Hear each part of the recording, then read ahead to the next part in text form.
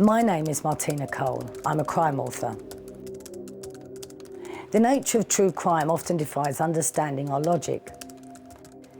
And in my opinion, the most difficult perpetrators of crime to work out are the women that murder time and time again. In this series, I'll be shining a light on 6 of the most prolific female mass murderers in history. So welcome to the dark world of the lady killers.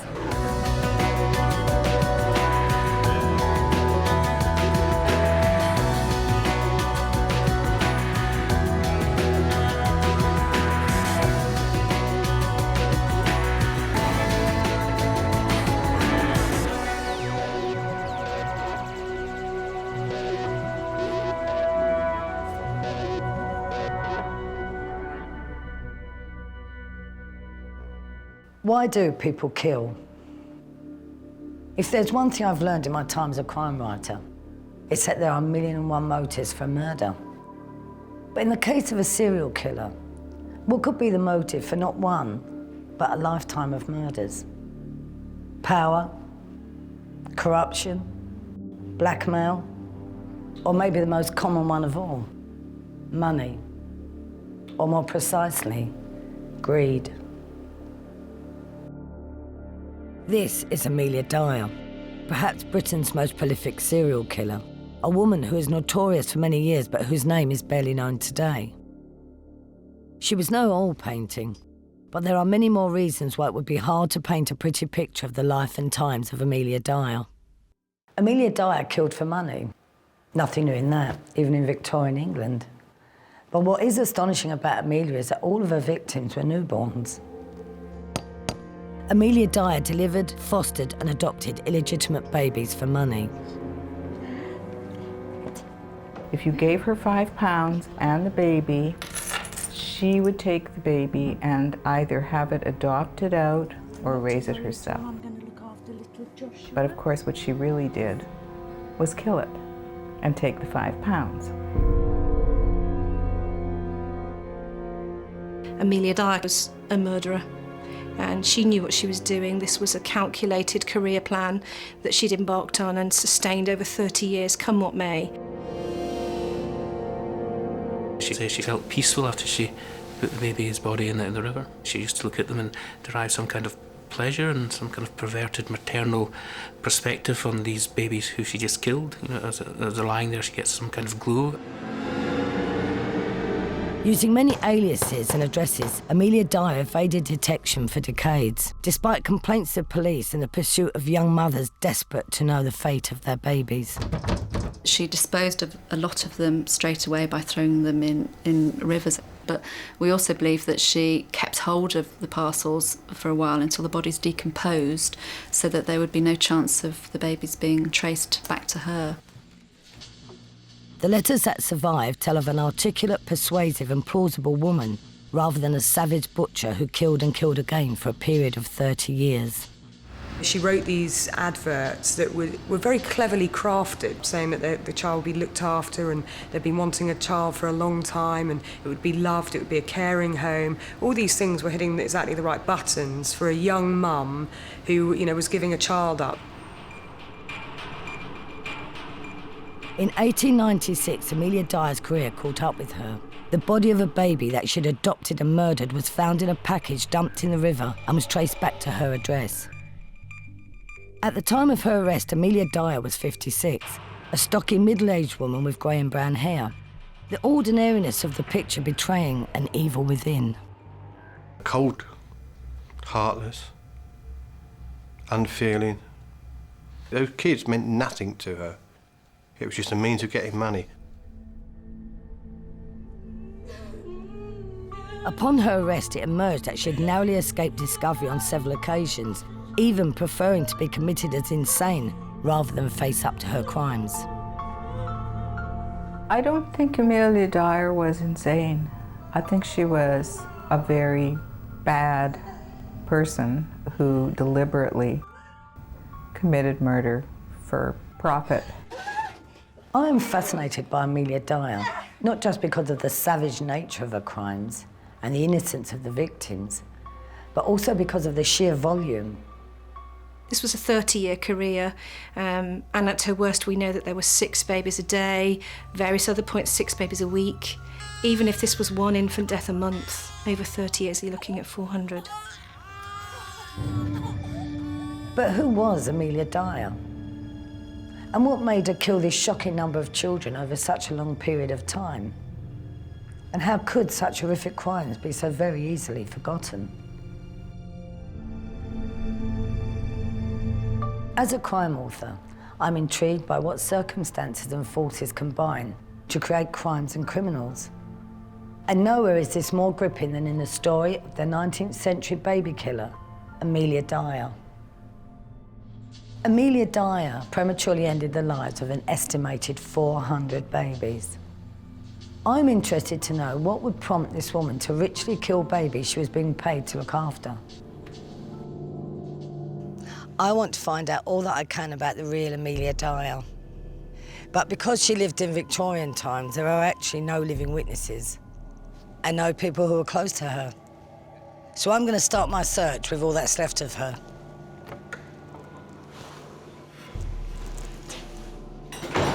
This is Thames Valley Police Museum, and all the evidence relating to Amelia Dyer is kept here, so I'm going to go through now and see what they've got.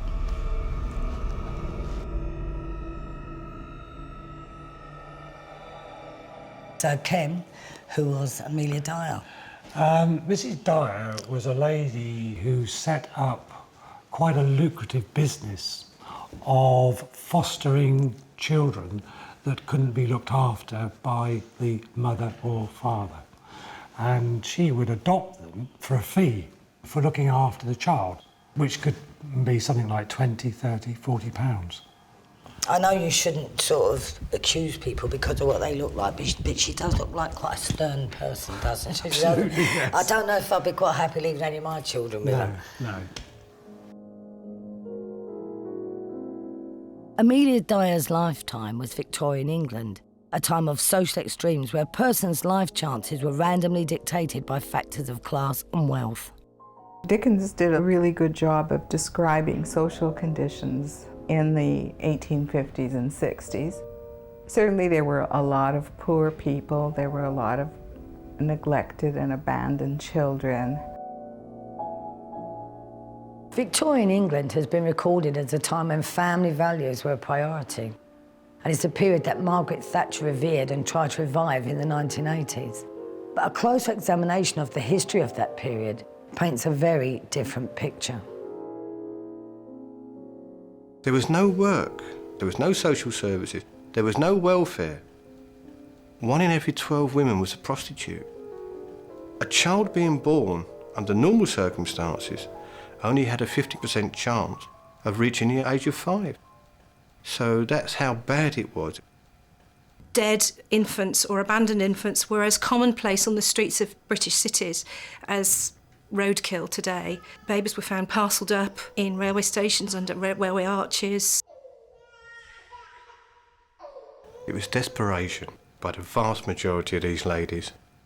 The whole illegitimacy thing was seen as hugely immoral. Even orphanages would only accept orphans from families where the parents were married and the father had died. They wouldn't accept a child who was born out of wedlock. By the mid-1800s, Victorian society was facing widespread poverty and a rising illegitimacy epidemic, and new laws were needed to address these problems. In 1834, the British government passed the Poor Law Amendment Act, and this was one of those spectacular pieces of Victorian wisdom aimed at preventing premarital relations. Because what it did was to actually exacerbate an already existing problem, because men could father illegitimate children and not be expected to pay for the consequences, leaving women stranded completely. Abortion was not an option that most people considered. So the simplest thing to do was hide, have the baby, and get rid of it. Pay somebody to take care of it, or pay somebody to get rid of it. Designed to protect the sanctity of family life, the illegitimacy laws would backfire and create new social problems. The biggest one of these would turn out to be the baby farmers. So, Kim, what was exactly baby farming? Baby farming was a business carried out throughout the country, whereby if a mother was unable to look after their child, there was an option of sending it to a baby farmer, or known as fostering, on the understanding that they could go and visit the child whenever they wanted to. Farming out literally is where the expression comes from, either on a weekly fee, in which case they're referred to as nursed children, or on a permanent basis for a one-off sum. They were actually providing a service, legitimate ones. They were what the welfare does today. You would take a child that was abandoned or was not wanted and then give them to a foster parent. And that's what these people were doing for money. Established to assist with the adoption and fostering of children, baby farming was a lucrative practice.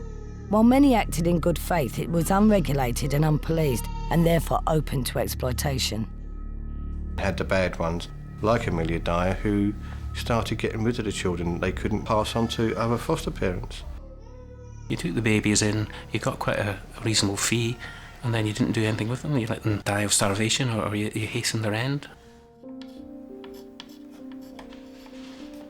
Amelia Dyer would become the most notorious baby farmer of them all. Born in Bristol, far from the poverty of her day, nothing in her background would point to the path she would take. For the time, she had a pretty good start. Her father had a good trade and paid for her to go to a church-run school, which at the time only a quarter of children her age actually got an education, so she was privileged in that respect.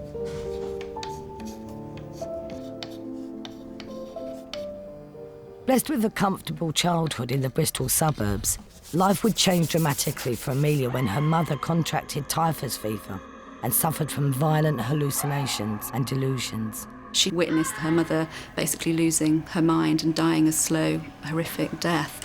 And I guess being a young girl, she may have even been called upon to, nurse her mother slightly, or at least wait upon her. Despite her young age at the time, her mother's illness and death would be a defining influence on the rest of Amelia's life. Amelia was later to claim that mother died as a result of hereditary insanity. And I think, though this isn't true, it's really easy to understand how she could have remembered it that way. It would certainly have a massive impact on her, and she may have learned a few little things about what kind of symptoms may be shown by someone who's losing their mind. The enduring memory of the severity of her mother's illness and the early demand to be a carer may have also influenced her choice to train as a nurse at the Bristol Royal Infirmary. Amelia turned to one of the most arduous professions she could have turned to. Nursing was just starting to change. It was post-Crimean War. Nursing was starting to have a much better profile as a result of Florence Nightingale. But it was still a thankless profession. It wasn't such a caring profession as it is present day. They'd train you psychologically to be a lot more robust around dealing with people. So she became quite hardy and emotionless from having been trained through the nursing regime.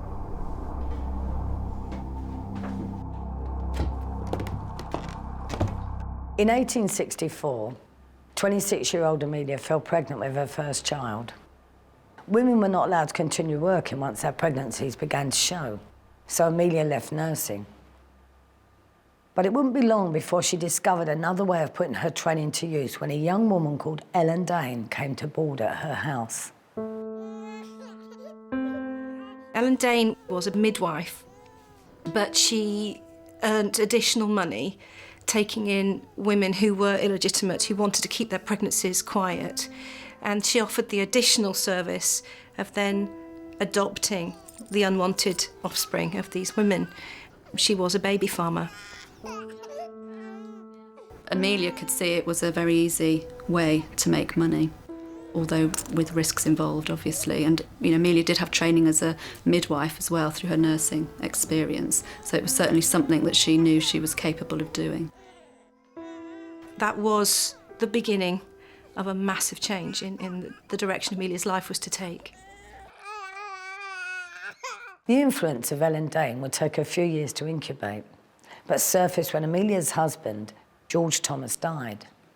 and she was faced with the hard realities of being a single mother in Victorian England.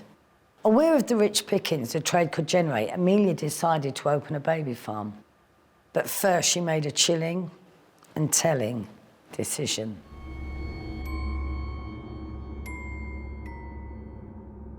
It was a choice that she made. She had options. She could have kept her child, she could have worked through. But instead what she does is to farm her own child out and to opt for the easy money that she'd seen Ellen Dane able to make. Mummy, is everything going to be okay? As Amelia chose to go into the baby farming business, she was maybe, travelling around here, there and everywhere, adopting babies, so it made sense for her daughter to be out of the way.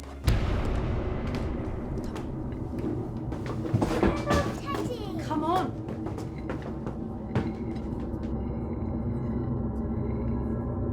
On any day in any newspaper, ads would run soliciting for the weekly, monthly or even yearly care of infants, all aimed at the mothers of illegitimate babies who wouldn't be able to work with the added liability of a child.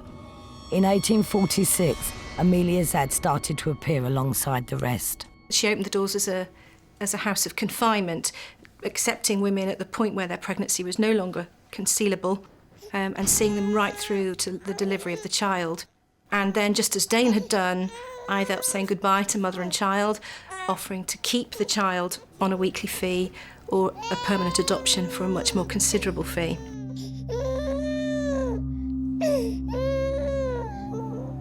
By the mid-19th century, there are estimated to be almost 2,000 baby farmers in London alone. Such was the supply of illegitimate babies. And many, like Amelia, recruited mothers through charming and persuasive correspondence. This one here is an advert that she read in the local paper, whereby a lady is asking, is anybody available to foster her child? And she wrote a letter to the lady saying that she was prepared to foster this child. Well, I do like the bit here where she said, I do really want a nice baby. I don't mind boy or girl, I would love either. And I don't mind a small sum to pay for it. So she obviously must have had quite a nice way with her for these people to trust her. Amelia was already aware of the fact that this was not going to be her helping children. This was going to be a fairly cruel and anti-mothering act that would be actually carried out in order to gain all this money. Life in the baby farms would have been grim. Domestic dormitories housing ill and sickly babies, showing the results of a savage practice. Baby farmers use different methods that I know of, some of which are less palatable than others. Quite often, she would smother babies at birth, suffocating the baby at the moment its head came out so that it didn't turn blue, because that was a sign that it had taken its first breath. So it would look like a stillbirth, so the death certificate would be all above board. The one-off premiums were certainly not enough to sustain a child's life for long financially.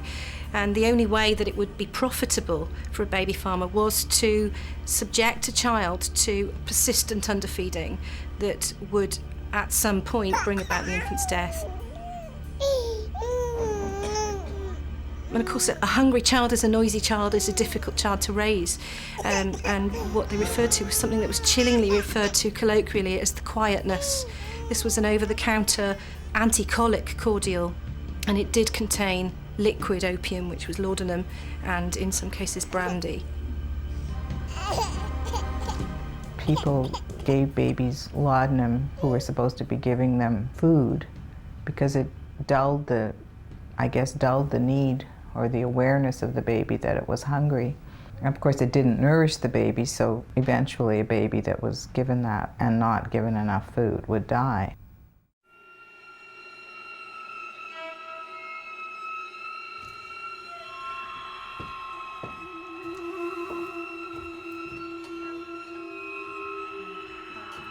Amelia, would have been quite drawn to the idea of self-medicating, if you like, possibly seeing it as a route, to ease the situation, to make it even easier for her to put up with what she was doing. She took it on a regular basis. She took it, almost daily, so she was an addict. So that would, induce a form of, state from her mentally where she'd be detached from reality. And I think that was part of her coping mechanism, to detach from, reality of what she was doing.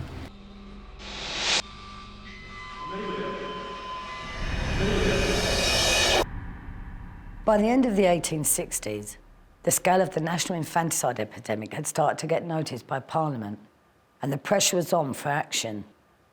The high-profile arrest of Brixton baby farmer Margaret Waters in 1870 threatened Amelia's livelihood. Margaret Waters had the misfortune to be caught having killed somebody's baby who actually didn't want the baby killed.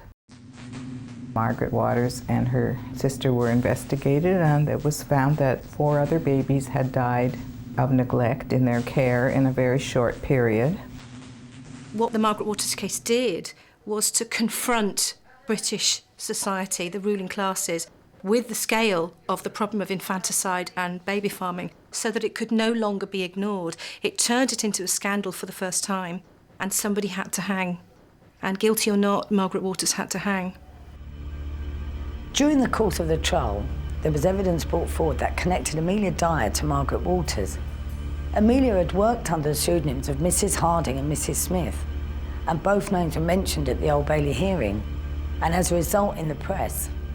Aware that her brutal business could be exposed, Amelia went into hiding. She saw colleagues beginning to struggle. Ellen Dane had fled the country to the States, pursued by the police. Waters had hanged. And so she gave up baby farming and moved into the anonymity of the asylum as an attendant. Come on, it's time for tea. Come on.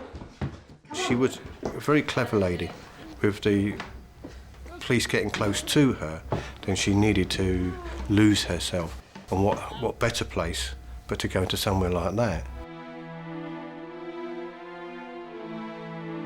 For a time, it looked like Amelia was a reformed woman. She married again to William Dyer in 1872 and settled down into a standard family life. Their attempts to establish a self-sustaining life, however, were disastrous. I've lost my job. And when yet another business venture failed, Amelia was once again back on the farm. Once he loses his job, that's it. She seems to go, straight back into it big time. It would be easy to argue that Amelia is the victim, the hard times forcing her into ever-desperate measures. But it wouldn't explain why she would return as a more menacing murderer time and time again.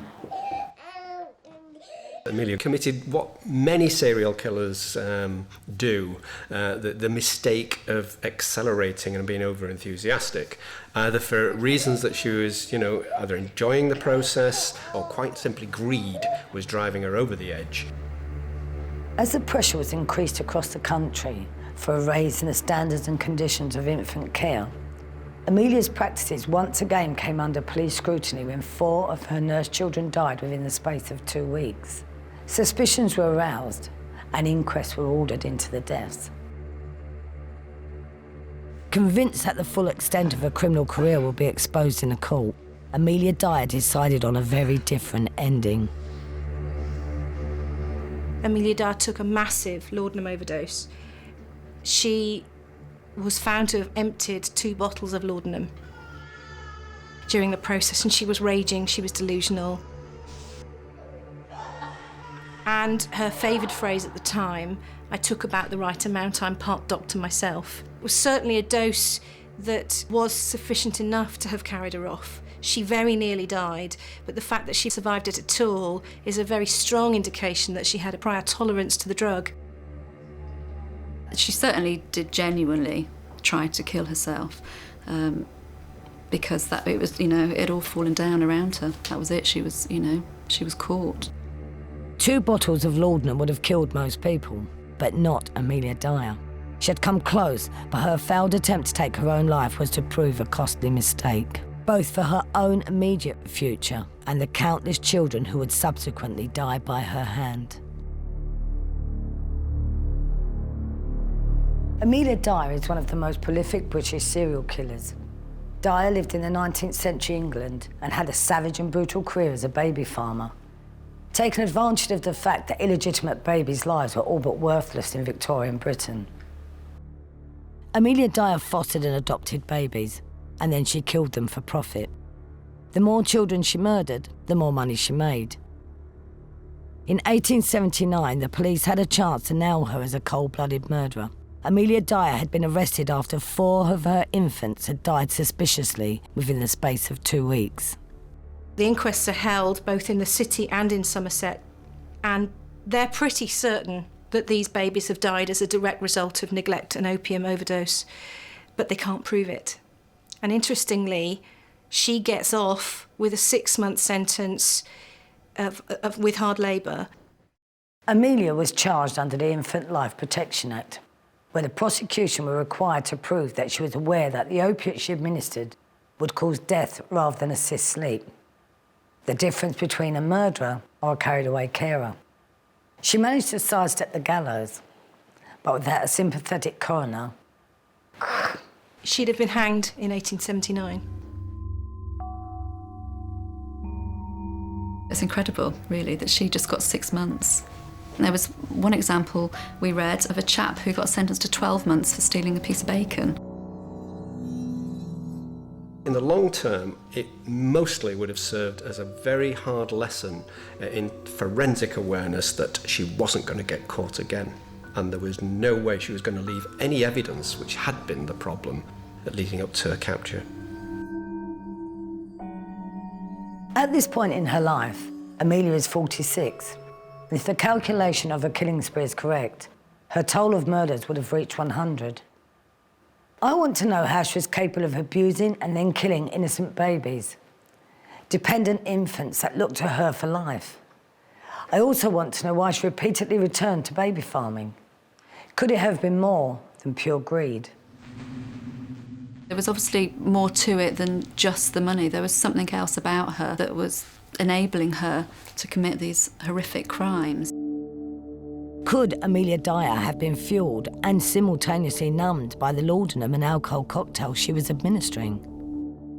Certainly the drugs would have had an impact on her, without a doubt, on her mental state, maybe induced, this complete detachment from reality. A long-term laudanum habit will lead to periods of depression. They can lead to mood swings, even when you're not under the influence. I think it also exacerbates any underlying mental health issues. If you accept she had a mental illness, did it contribute to her criminal behaviour, or could it be that they coexisted? And I tend to think that her criminal behaviour, which went on for such a long time and which was done in such a calculated way, wasn't related to her mental illness. The actual killing of the child and watching the child peacefully to some degree die, it parallels perhaps seeing her mother pass away, where she felt an almost godlike power over these children that she had decided were going to go to their maker.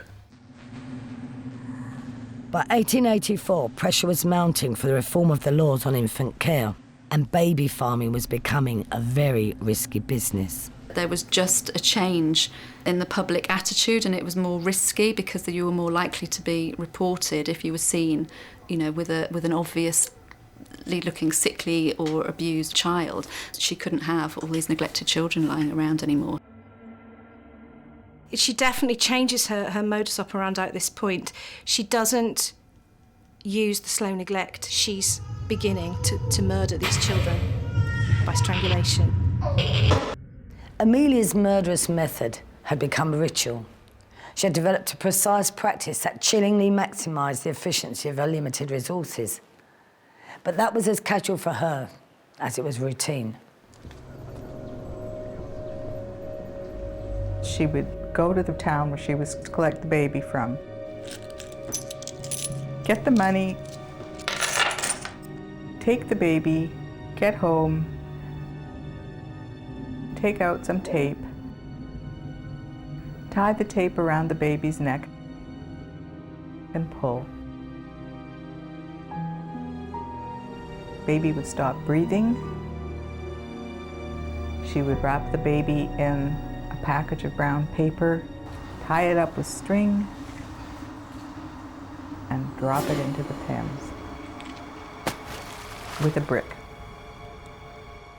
The idea of strangling and using the tape may seem almost symbolic or bizarre to ourselves, but in terms of criminal awareness, she was aware of the fact that if she'd tried to suffocate a baby, it's not always absolutely certain that the baby is dead. And tape around the neck meant that child was never going to come round again. The first however many times when it's a new thing, it's probably, a difficult process without a doubt, but the more she does it, the more desensitised she is to doing it. And I think for her, all she kept in her mind was the end result, which was getting the money and, bringing the next baby in and the next baby in. Amelia also made a routine of her recruitment and responded daily to notices in the papers. By now, she was deliberately targeting children from wealthy families where the financial return would be greater. But climbing the social ladder as a baby farmer brought new risks. Amelia was taking on the babies of educated people who would not be so easy to dupe or mislead. In 1890, a young governess discovered to her cost that Amelia Dyer was not the good mother she promised or appeared to be. This young woman would be the beginning of the undoing of Amelia Dyer.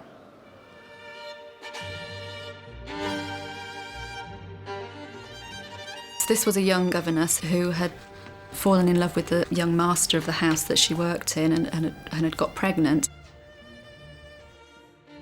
She was left on her own and she responds to an advert, gets in touch with Amelia Dyer and moves in with her.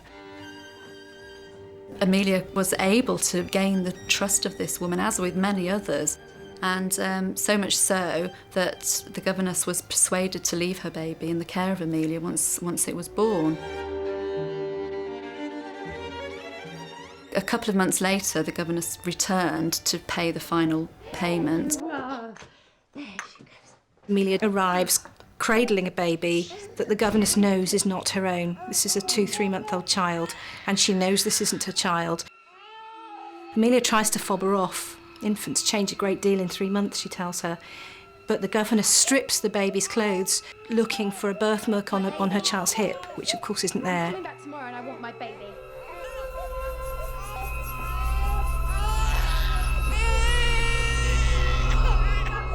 But this was a tragedy that was far from over.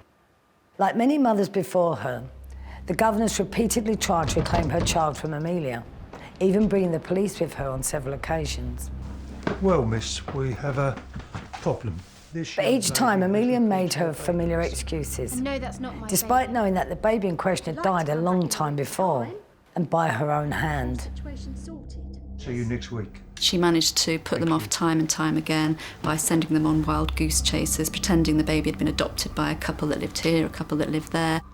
Relocation, relocation, relocation. Just one of the ways Amelia Dyer managed to evade the authorities, aided and abetted by an endless stream of aliases and a cruel ability to string innocent parents along indefinitely. But with the governess on her trail, Amelia Dyer is once again under a spotlight and under pressure.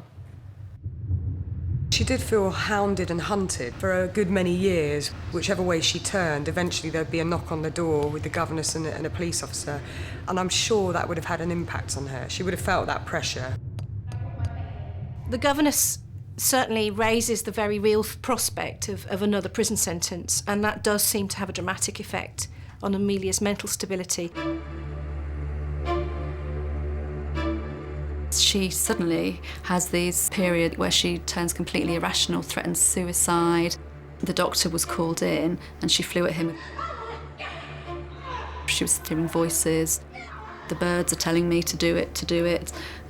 Seemingly having a bit of an episode. So much so that she was sent to an asylum. But is she mental or meticulous? Amelia's breakdown seemed to be timed to coincide with a possible capture and also provided her with a convenient escape. To get into a Victorian asylum, you needed a medical certificate and you needed the magistrate agreeing to it, so you couldn't just walk in. So I think at those stages, she was unwell. Her breakdowns were very short-lived. Even if she did kind of have a bit of an emotional collapse, it was for a very short period of time, and then she picked herself up and got it all back together again. So, I mean, to me, that would say that there isn't a mental illness there. She never fell apart while she was killing children. She never fell apart while she was disposing of bodies. She only fell apart when it looked like there might be a confrontation with the law. From the asylum, Amelia was eventually transferred back to the workhouse in 1895. But it's clear that even here she was plotting a comeback. She befriends an old lady called Jane Smith, who's widowed, and she's resigned to spending her last days in the workhouse. And Amelia seduces her really with stories of rescuing the unwanted infants of single mothers and nursing them, and it's a very, very seductive image. And Jane Smith buys into it wholesale. Amelia's clever plot thickened. She groomed Jane Smith to be the perfect front for her next assault on the young mothers of Britain. Jane Smith was instructed to refer to Amelia as mother, and in turn Amelia would call her Granny Smith.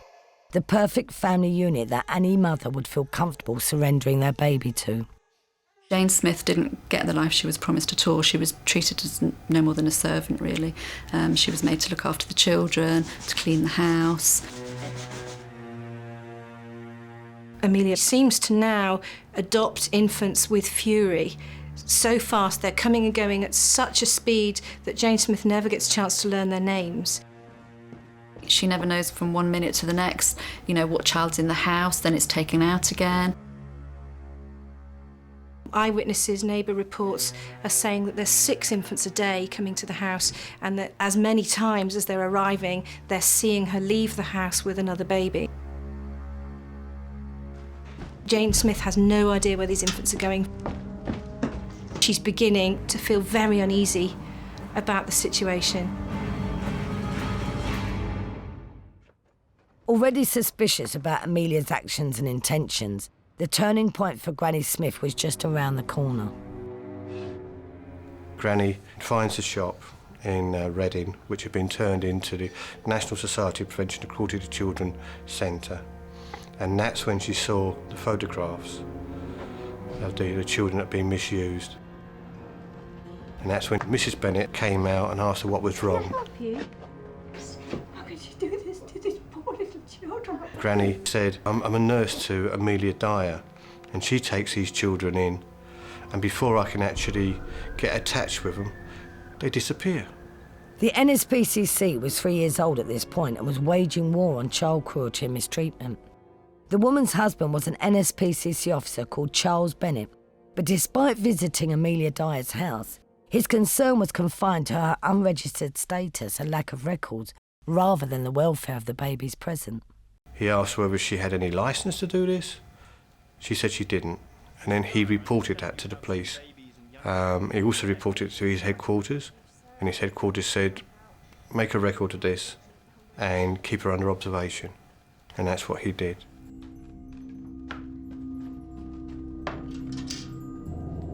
Just a few weeks later, it was Granny Smith who first noticed a terrible smell coming from one of the kitchen cupboards. It seemed to be coming from a strangely wrapped parcel on the shelf.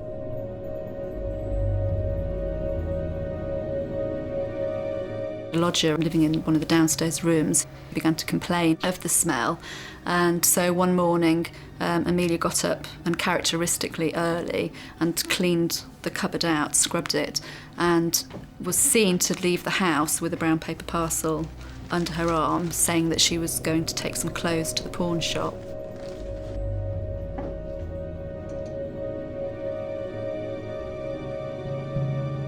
There was a Thames bargeman. He was on the river and he saw this package in the river. He hooked it out and it's a brown paper parcel.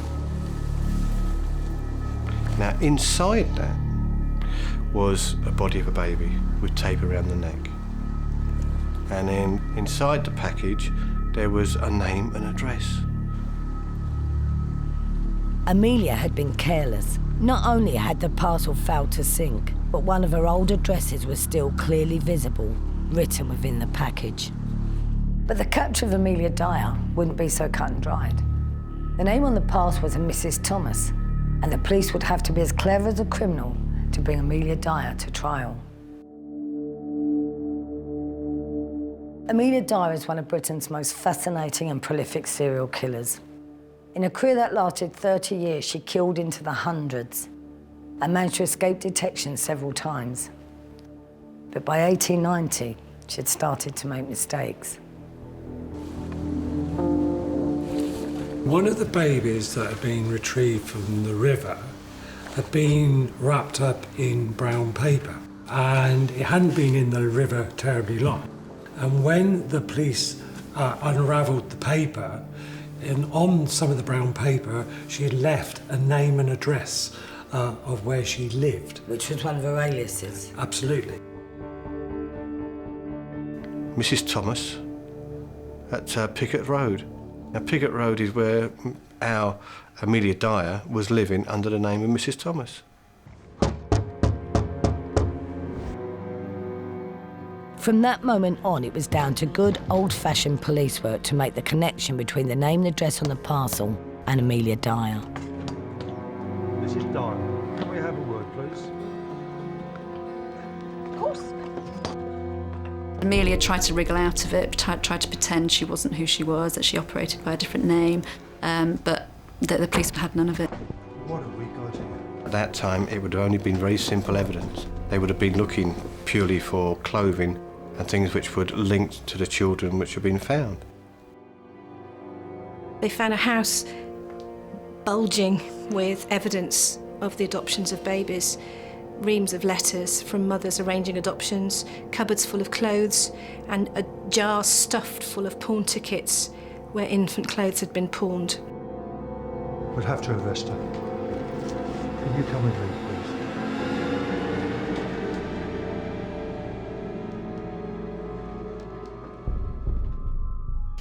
So here's Amelia's hair.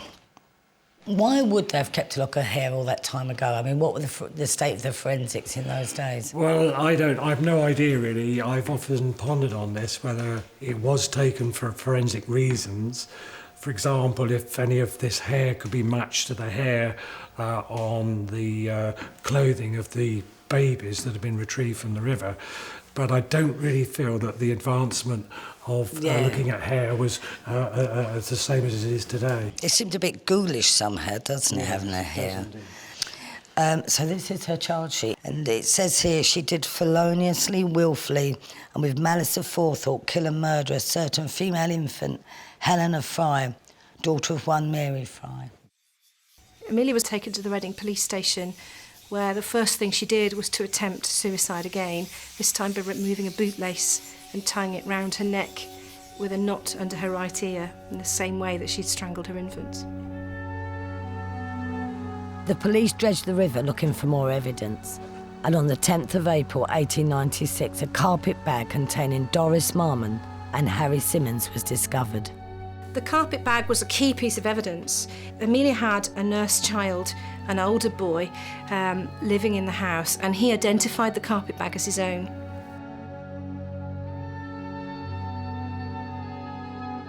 Over the course of the dragging operations, upwards of 50 babies are pulled out of the Thames between Reading and London. And Amelia says, well, you'll know all mine by the tape around their necks. With the noose tightening around Amelia's neck, her daughter and son-in-law were also arrested as accessories to murder. Amelia was so distressed by this that she confessed and wrote a letter taking all responsibility for the crimes. As God Almighty is my judge in heaven as on earth, neither my daughter, Mary Ann Palmer, nor her husband, Alfred Ernest Palmer, I do most solemnly declare neither of them had anything at all to do with it. They never knew I contemplated doing such a wicked thing. She knew the chances of her living through a trial like this and coming out and being just given a sentence of prison or something were virtually nil. Women of this stature were almost always hanged.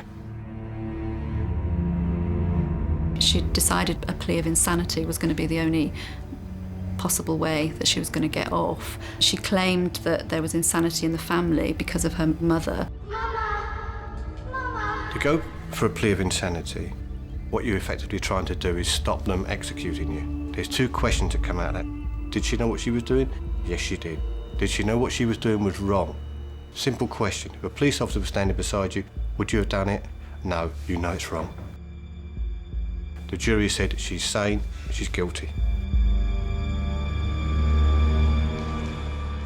On the 10th of June 1896, Amelia Dyer was executed at Newgate Wall.